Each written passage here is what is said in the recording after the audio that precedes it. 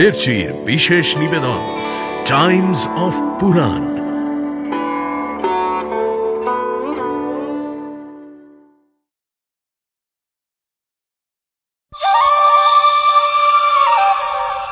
তার চোখে তোমরাই সর্বদা অপরাধী। তোমার প্রতিও যে কোনো অন্যায় হতে পারে সে কথা তিনি মানতেই চান না, তাই তো? চুপ কর তোমরা, অন্যায় করে আবার হাসছো। তোমাকে খুব গোপনে একটা কাজ সমাধা করতে হবে। দেখো, কাক পক্ষীতেও যেন জানতে না পারে। বিদুর এবার প্রমাদ করলেন। পিতামহ ভীষ্মের অনুমানটা তাহলে মিথ্যা নয়। ভীম তবে কোথায় গেল? তাকে কোনো বিপদের মুখে ফেলে রেখে তোমরা চলে আসোনি তো?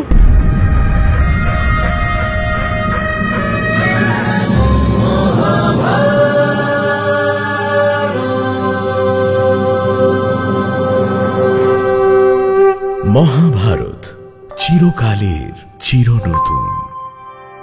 মহর্ষি বেদব্যাস রচিত মহাকাব্য মহাভারতের বাংলা অনুবাদ করেছেন রাজশেখর বসু, কালীপ্রসন্ন সিংহ সহ অনেক বিদগ্ধ পণ্ডিত।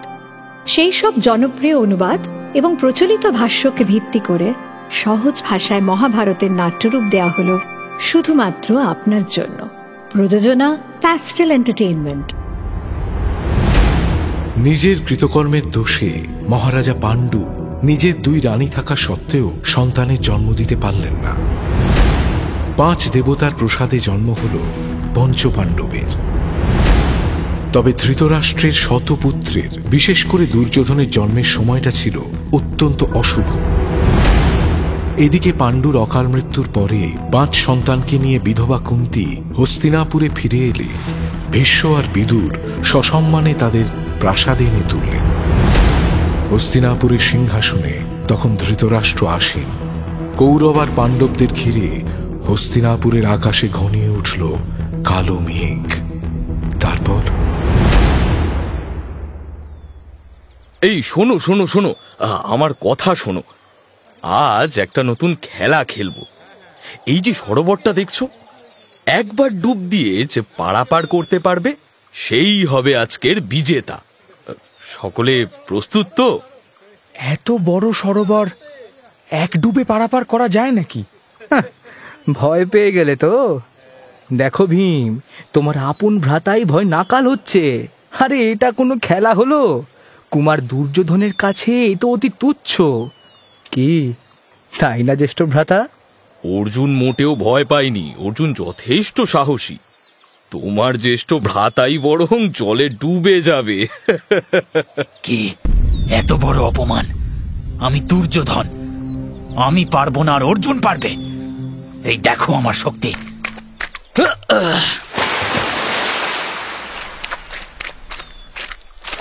সর্বনাশ, ভীম যে সরোবরে ঝাঁপিয়ে পড়ল। এবার না কোনো অঘটন ঘটায়। অর্জুন, আজ্ঞা করুন জ্যেষ্ঠ ভ্রাতা যুধিষ্ঠির। অর্জুন, তুমি ভীমসেনকে এখনই ফিরিয়ে নিয়ে এসো। এখনই যাও, আমার খুব দুশ্চিন্তা হচ্ছে। যাও। যথা আজ্ঞা ভ্রাতা।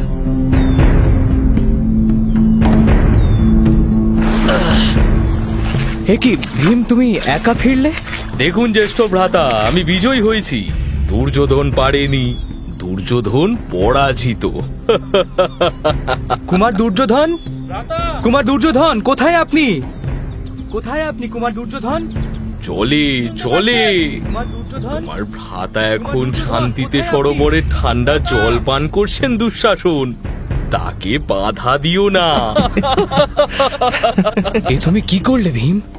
আমি কিছু করিনি জ্যেষ্ঠ ভ্রাতা, হাত দিয়ে একটু ঠেলে দিয়েছি মাত্র, আর তাতেই তার সব বীরত্ব শেষ। চুপ কর তোমরা, অন্যায় করে আবার হাসছো। এই কাজ করা তোমার একদম উচিত হয়নি ভীম। দুর্যোধনের যদি কোনো ক্ষতি হয়ে যেত। যাও যাও, দুর্যোধনকে এক্ষুনি জল থেকে উঠে আসতে সাহায্য করো। যাও ভীমসেন, এটা আমার আদেশ। যথা আজ্ঞা জ্যেষ্ঠ ভ্রাতা।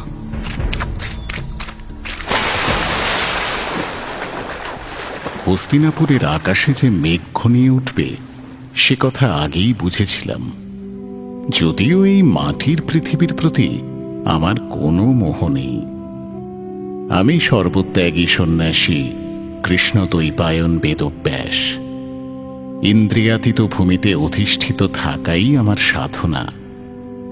তবু হস্তিনাপুরের সঙ্গে আমার নারীর বন্ধনকে তো অস্বীকার করতে পারি না।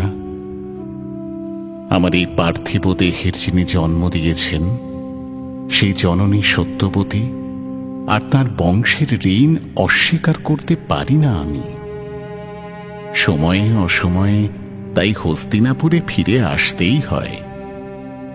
সর্বদা সশরীরে না এলেও আমার দৃষ্টিপথ থেকে হস্তিনাপুর কখনোই অদৃশ্য হয় না। তার অতীত, বর্তমান আর আগামী যেন নক্ষত্রের মতো আমার সামনে জ্বলজ্বল করে। তবে আমি বিধাতা নই, শুধুই দ্রষ্টা। তাই কোনো কিছু পরিবর্তনের অভিলাষ আমার নেই। যা ঘটমান তা শুধু স্থির হয়ে দেখে যাই। এই যেমন এখন দেখতে পাচ্ছি, এক বিষণ্ণ অপরাহ্নে নিজের কক্ষের পাশে ছোট্ট উদ্যানে একা বসে আছে দুর্যোধন। মুখে তার অমাবস্যার মতো গভীর অন্ধকার নেমেছে। চুপ করে বসে আছে সে, মনে মনে নিশ্চয়ই কোনো গভীর চিন্তায় মগ্ন। কোনো দিকেই তার লক্ষ্য নেই। এই যে তার মাতুল শকুনি এসে তার পিছনে দাঁড়িয়ে আছে, তা সে দেখতেই পায়নি। ভাগিনেয়কে বেশ কিছুক্ষণ ধরে এক দৃষ্টে লক্ষ্য করল শকুনি। তারপর আস্তে আস্তে তার পিঠে হাত রাখল। বৎস দুর্যোধন, কে কে? তোমার অসময়ে একমাত্র এই মাতুল শকুনি ছাড়া আর কে বা তোমার পাশে থাকতে পারে বৎস? তোমার সমস্ত সংবাদ আমি রাখি, তবু তোমার মুখ থেকে শুনতে চাই, কেন তুমি এত বিষণ্ণ? তোমার মনে ঠিক কি চলছে আমার কাছে সবটা খুলে বলো দুর্যোধন। আমি হয়তো তোমাকে কোনো পথ দেখাতে পারবো। আপনি সত্যিই আমাকে পথ দেখাবেন মাতুল? আপনি না, আপনারা বয়োজ্যেষ্ঠরা সকলেই একই রকম। আপনি আমাকেও বুঝতে পারবেন না, আমি জানি। কি হয়েছে দুর্যোধন? তুমি কি আমাকে ভরসা করতে পারছো না? কিভাবে করব? পিতামহর কাছে তো দরবার করলাম, তিনি যখন আমাকে ফিরিয়ে দিলেন, তখন আর আপনি বা নতুন কি বলবেন মাতুল? হয়তো সেই একই রকম নীতিবাক্যই উচ্চারণ করবেন। পিতামহ, গঙ্গাপুত্র ভীষ্ম, তিনি কি তোমাকে ফিরিয়ে দিয়েছেন বৎস? শুধু ফিরিয়েই দেননি, একা আমি যে অপরাধী এ কথাটাই তিনি প্রমাণ করে বুঝিয়ে দিয়েছেন। তুমি যে গঙ্গাপুত্র ভীষ্মের কাছে গেছো সে কথা আমি জানি বৎস। আর তিনি ঠিক কি বলতে পারেন সে ব্যাপারেও আমার অতি স্পষ্ট ধারণা আছে। আপনি সবটা জানেন মাতুল? সবটা না জানলেও অনুমান করতে পারি।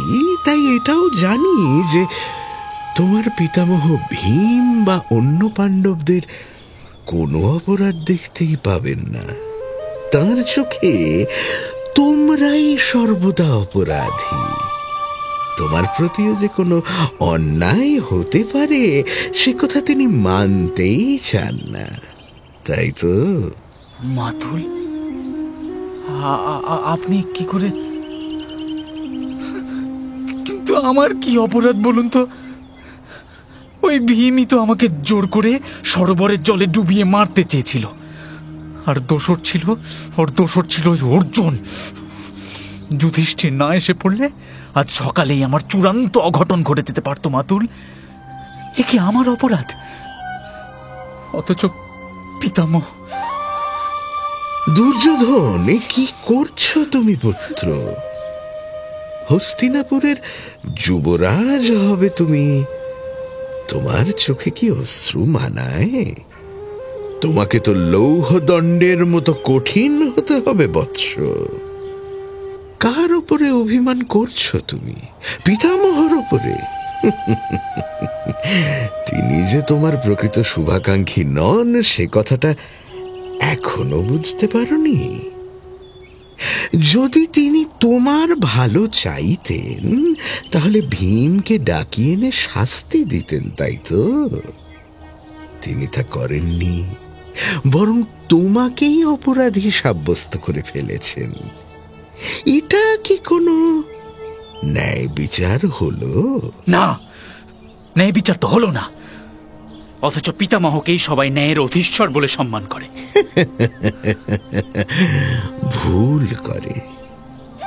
গঙ্গাপুত্র ভীষ্ম আর বিদুরের চক্রান্তেই তোমার পিতা, আমার পরম স্নেহের সম্বন্ধী ধৃতরাষ্ট্র যে মহারাজা হতে পারেননি সে কথা তুমি জানো না?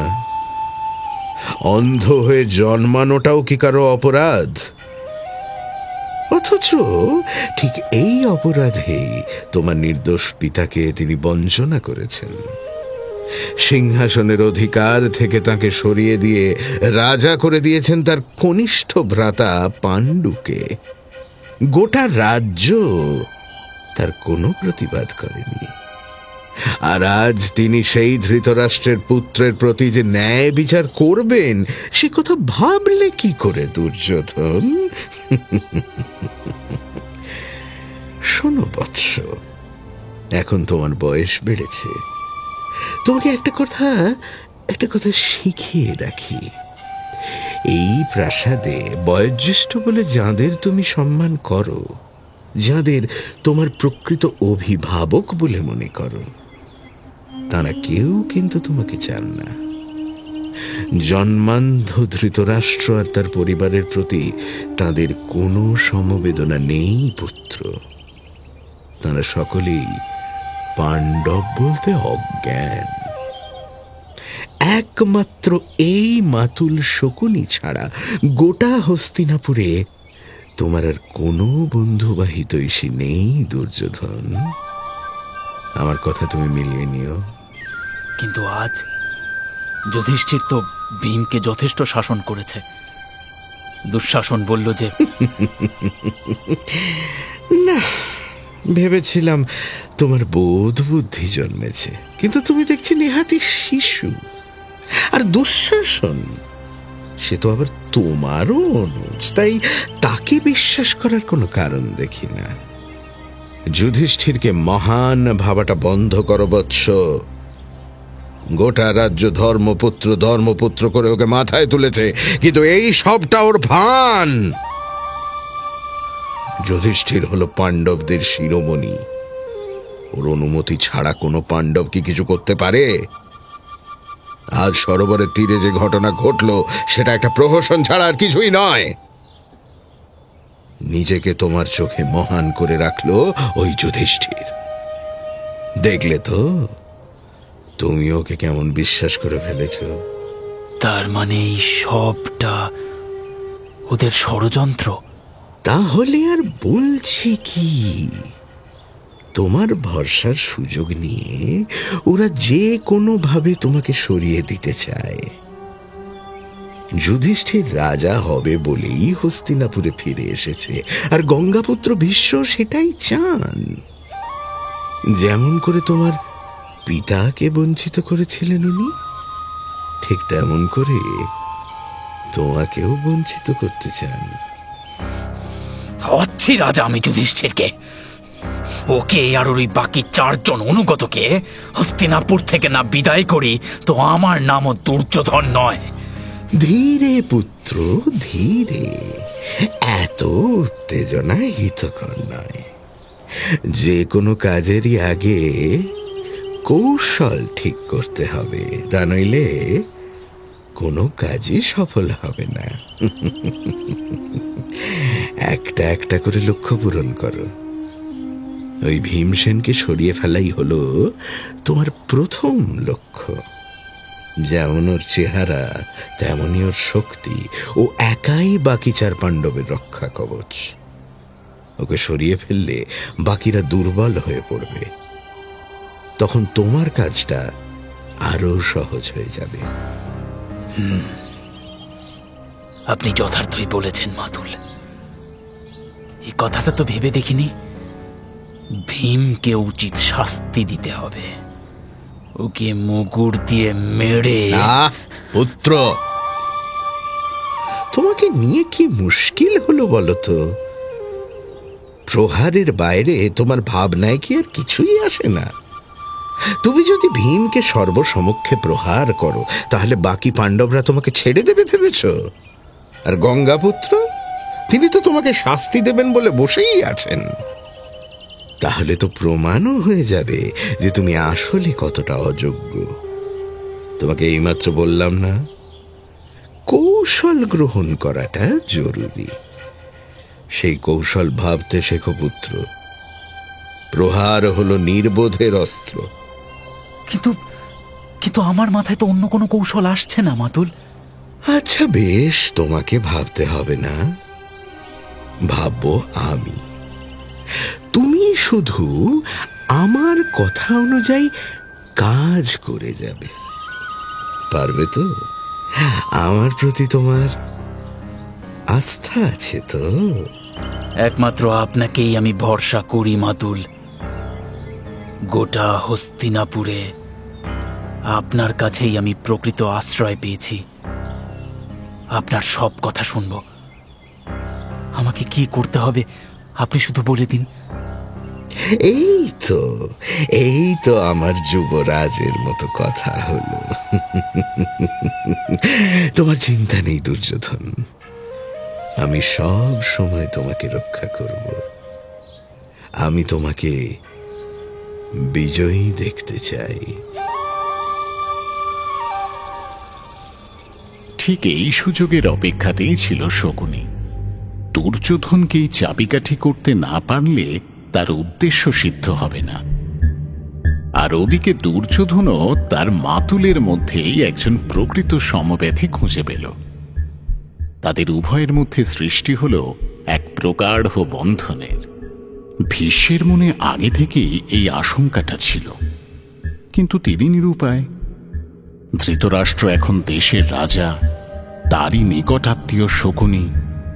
রাজা স্বয়ং যাকে আদর দিয়ে নিজের কাছে রেখে দিয়েছে, তাকে কোন অজুহাতে রাজ্য থেকে বিতাড়িত করবেন ভীষ্ম?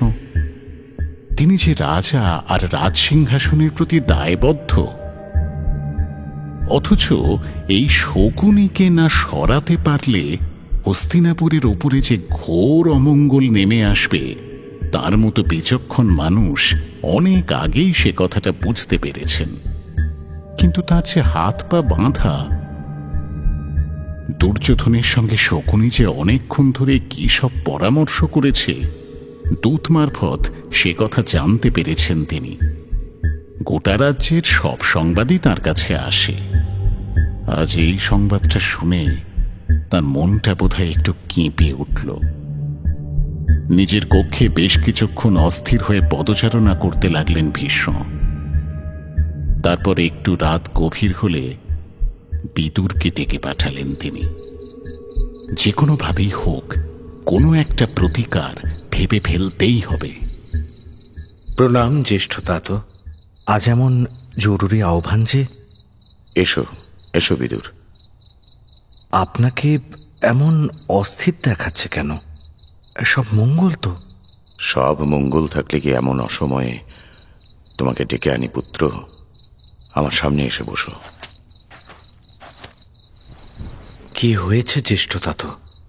আপনাকে এমন অবস্থায় তো আগে কোনোদিন দেখিনি। যে আশঙ্কাটা করছিলাম সেটাই এবার সত্য হতে চলেছে বিদুর। গান্ধার রাজকুমার শকুনি আজ দীর্ঘক্ষণ ধরে দুর্যোধনের সঙ্গে সলা পরামর্শ করেছে। মাতুল আর ভাগিনেয়র মধ্যে এই ঘটনা অবান্তর নয় ঠিকই, কিন্তু এই সংবাদে আমার চিত্ত চঞ্চল হয়ে উঠেছে বিদুর। সকলের চোখের আড়ালে উদ্যানের মধ্যে একান্তে এত দীর্ঘ সময় ধরে নিশ্চয়ই কোনো সুখ দুঃখের বার্তা আদান প্রদান করেনি তারা। কিন্তু নেহাতি অনুমানের ভিত্তিতে আপনি এতটা অশান্ত? অনুমান নয় বিদুর, আজ সকালে ভীমের বিরুদ্ধে অভিযোগ নিয়ে দুর্যোধন আমার কাছে এসেছিল। সম্পূর্ণ ঘটনা শোনার পরে আমার যে সিদ্ধান্ত তাকে শুনিয়েছি, সে কথা তার মনোমতো হবে না আমি জানতাম। আমার স্থির বিশ্বাস, দুর্যোধনের এই দুর্বল চিত্তের সুযোগ নিয়ে গান্ধার রাজকুমার তার মনকে আরো বিষাক্ত করে তুলছে। যদি এভাবে চলে, আজ যা খেলাচ্ছলে কলহ, আগামী সময়ে তা কোথায় গিয়ে পৌঁছবে বলতে পারো বিদুর? আপনার আশঙ্কার কারণটা এবার বুঝতে পেরেছি জ্যেষ্ঠতাত, কিন্তু একজন মাতুলের থেকে তার ভাগিনেওকে দূরে সরিয়ে রাখারও তো কোনো উপায় নেই। একটাই উপায় আছে বিদুর, মাতুলকেই সরিয়ে দেওয়া।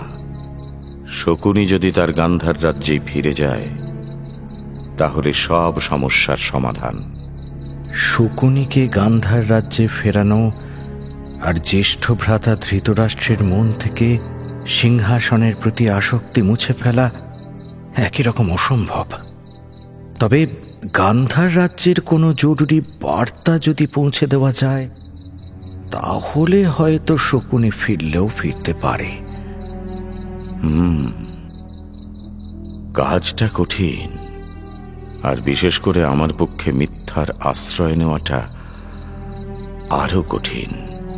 তবু রাজ্যের মঙ্গলের জন্য তুমি যদি ভালো মনে করো, তাহলে একবার চেষ্টা করে দেখো। ক্ষমা করবেন জ্যেষ্ঠতাত, আপনাকে মিথ্যার আশ্রয় নিতে বলাটা আমার পক্ষে সত্যি বড় অধর্ম হবে। কিন্তু কোনোভাবে আপনি যদি শকুনিকে বোঝাতে পারেন যে তার রাজ্যের তাকে সত্যি দরকার, একমাত্র তাহলেই হয়তো কোনো একটা উপায় মিললেও মিলতে পারে। আর কারো কথাতেই এই উদ্দেশ্য সিদ্ধ হবে না।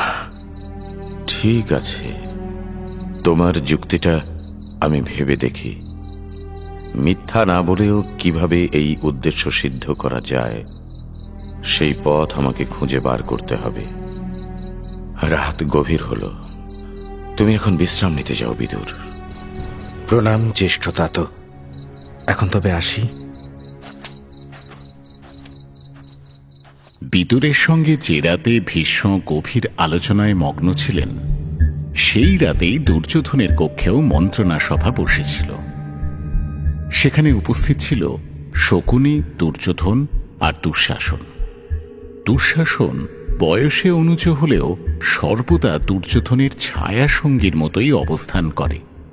100 ভ্রাতার মধ্যে এই দুঃশাসনই দুর্যোধনের সবচেয়ে প্রিয় এবং বিশ্বাসভাজন। আর দুঃশাসনও তার অগ্রজকেই নিজের আদর্শ বলে মনে করে। এদের দুজনের মধ্যে বিশ্বাস আর আস্থা এতটাই যে একজন ছাড়া অন্যজন অসম্পূর্ণ। পাপ শরীরের যদি 2টি হাত থাকে, তাহলে একটি হাত হলো দুর্যোধন এবং অন্যটি হলো দুঃশাসন। বন্ধ ঘরে এখন সেই পাপের মন্ত্রণাই চলছে তাদের। সরোবরের সেই অশান্তির ঘটনার প্রতিশোধ নেওয়ার জন্য উন্মাদ হয়ে উঠেছে দুর্যোধন। শকুনি তাকে বুঝিয়েছে যে সে কাজ এখনই করা ঠিক নয়, তাহলে সমস্ত ঘটনার দায়ভার দুর্যোধনের উপর এসে বর্তাবে। বরং এখন কিছুটা সময় দেওয়া ভালো। আগে সকলে এই ঘটনার কথা বিস্মৃত হয়ে যাক, তারপর একদিন সুযোগ বুঝে নিজের প্রতিশোধের স্পৃহা চরিতার্থ করবে দুর্যোধন। অনিচ্ছা সত্ত্বেও মাতুলের কথা মানতে বাধ্য হল সে। তবে ইতিমধ্যেই গঙ্গার তীরে প্রমাণকোটি নামের এক স্থানে উদক্রীড়ন নাম দিয়ে নতুন একটি ভবন নির্মাণ করালো দুর্যোধন।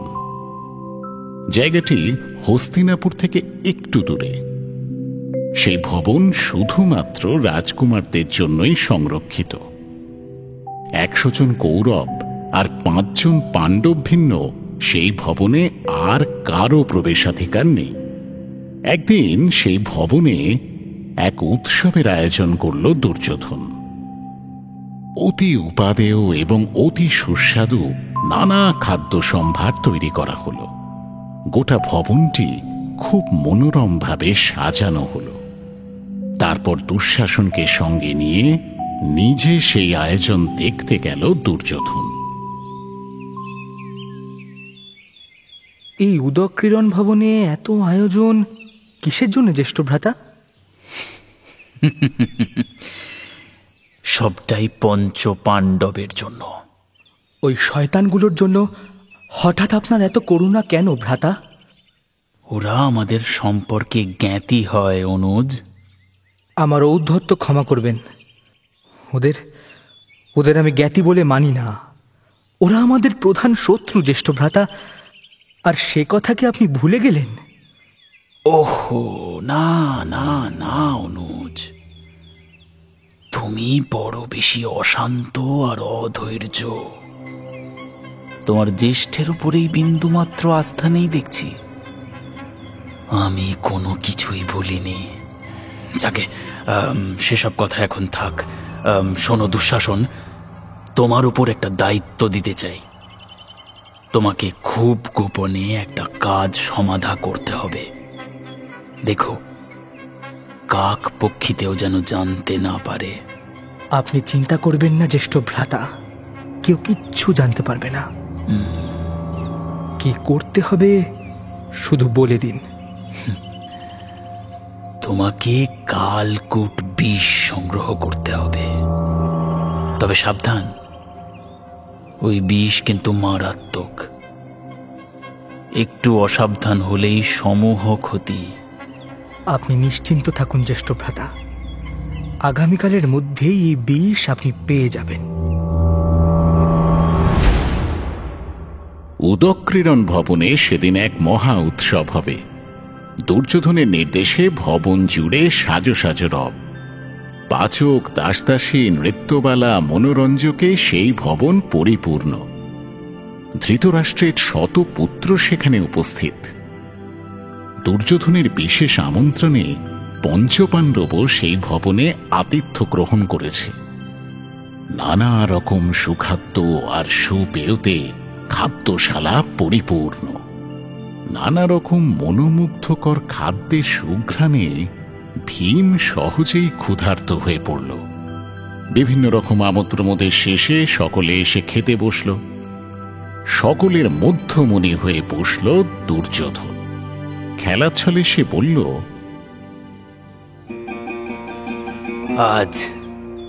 আজ বেশ আনন্দ পেলাম।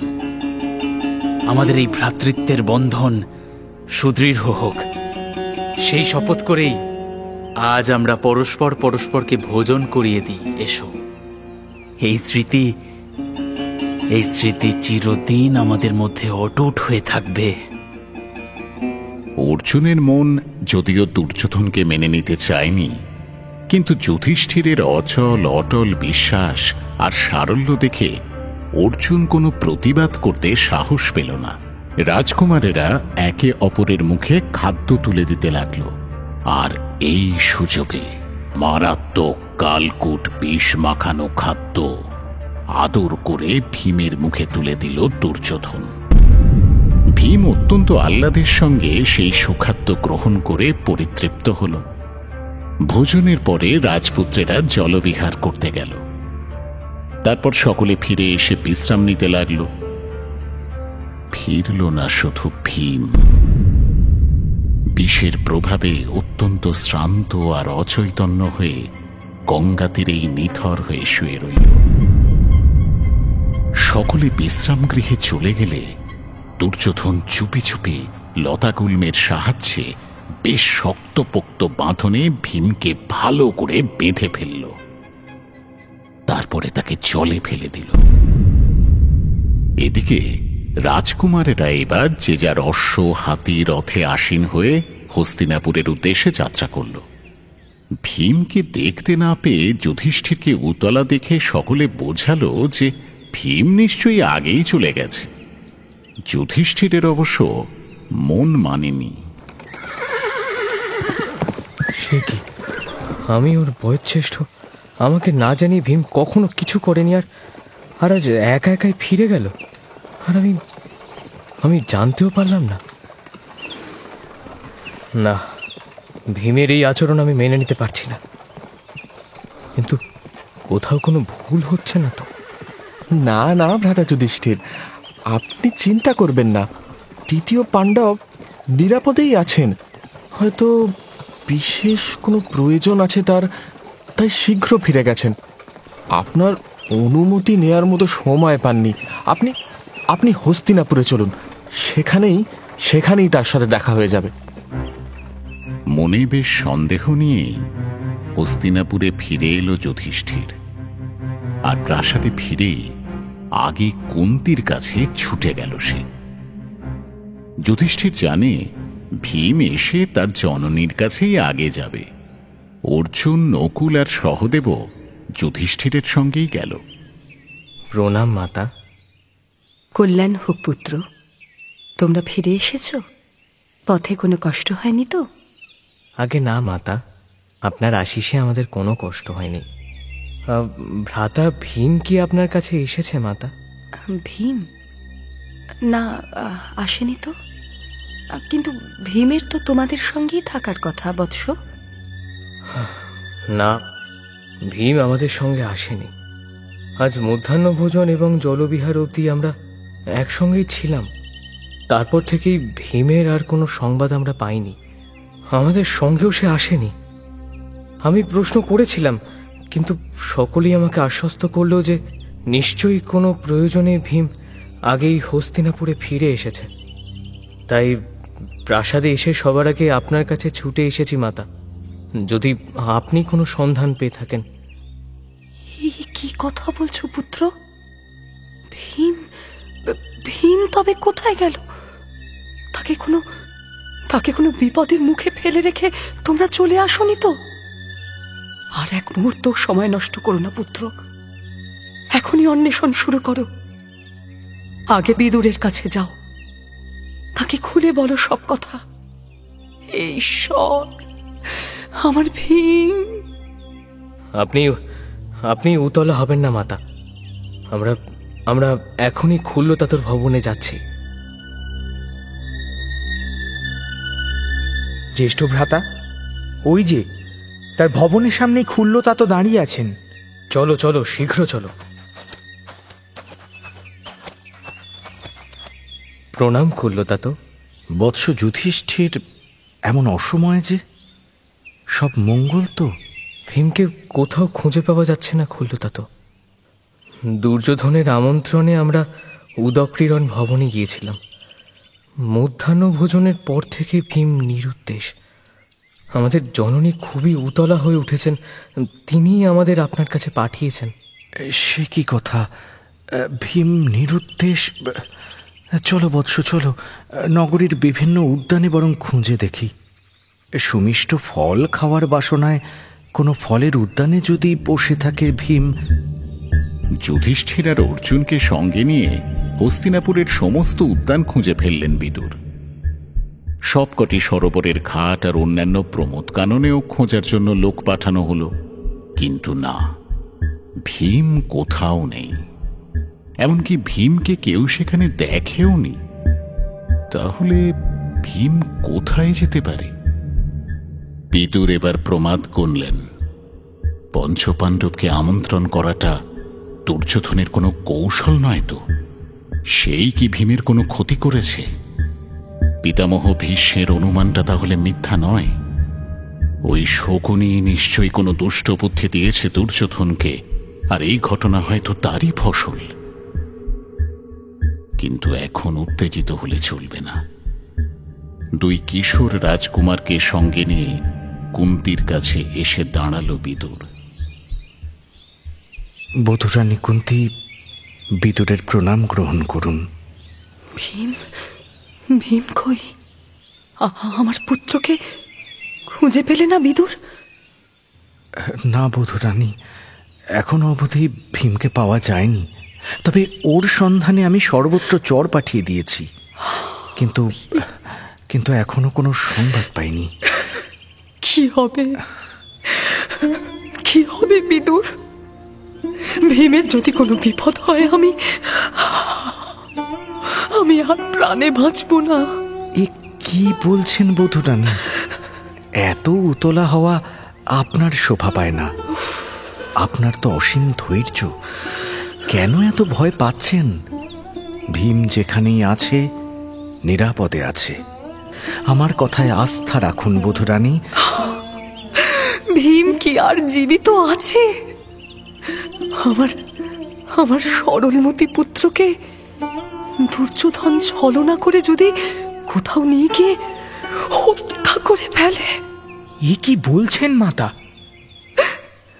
না বধূরানী, না, আপনার ভীমের এমন কিচ্ছু হয়নি। ও ঠিক ফিরে আসবে। আপনি দয়া করে এমন কথা আর কখনো বলবেন না।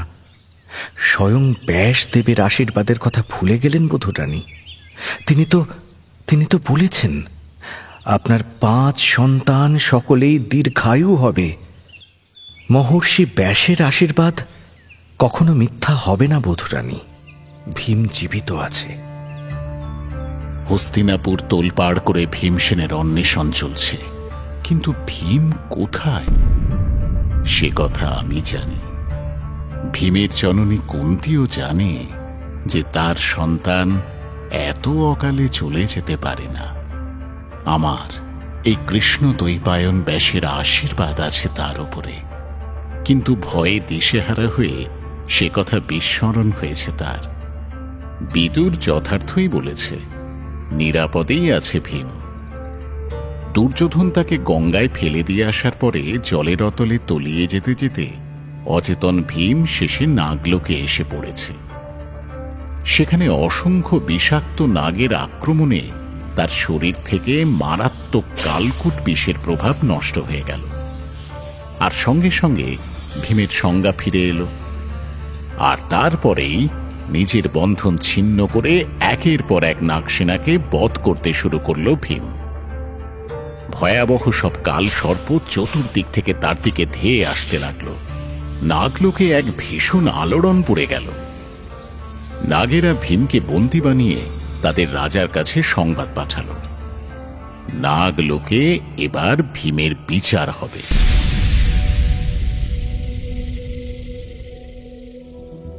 নাগলোকে এক পরমাশ্চর্য অভিজ্ঞতার সম্মুখীন হলেন ভীম। দ্রোণাচার্যের কাছে হস্তিনাপুরের রাজকুমারদের বিদ্যাশিক্ষা এবং অস্ত্রশিক্ষাও শুরু হল। অন্যদিকে একজন অপ্রতিদ্বন্দ্বী ধনুর্ধর, নিয়তি যাকে আজীবন তার নিজের প্রাপ্য অধিকার থেকে বঞ্চিত করেছে, তাকে কেন্দ্র করেই কৌরব আর পাণ্ডবদের বিভেদ স্পষ্ট রূপ ধারণ করবে। আর অলক্ষ্যে এক নারীর মন হাহাকার করে উঠবে। জীবন তাকে এক চরম পরীক্ষার মুখোমুখি এনে দাঁড় করাবে। তারপর শুনুন আগামী পর্বে।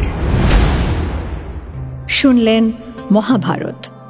মুখ্য ভূমিকায় শকুনি, দীপ, ব্যাসদেব সঞ্জয় দত্ত, ভীষ্ম উৎপল সরকার, বিদুর সোমক রায়, দুর্যোধন আকাশ পাত্র, যুধিষ্ঠির অভিক ঘোষাল, অর্জুন ভার্গব পুততুণ্ডু, দুঃশাসন উপাসন মুখার্জি, নাট্যরূপ মহুয়া ব্যানার্জি, শব্দগ্রহণ ও আবহ সত্যজিৎ সেন, শব্দ পরিকল্পনা ও মিশ্রণ সব্যসাচী মুখার্জি, পরিচালনায় শাওলি মজুমদার, সৃজনশীল পরিচালনা ইন্দ্রাণী চক্রবর্তী, প্রযোজনা প্যাস্টেল এন্টারটেইনমেন্ট। টাইমস অফ পুরাণ আপনার জন্য মির্চি বাংলা ইউটিউব চ্যানেল এবং গানা অ্যাপে।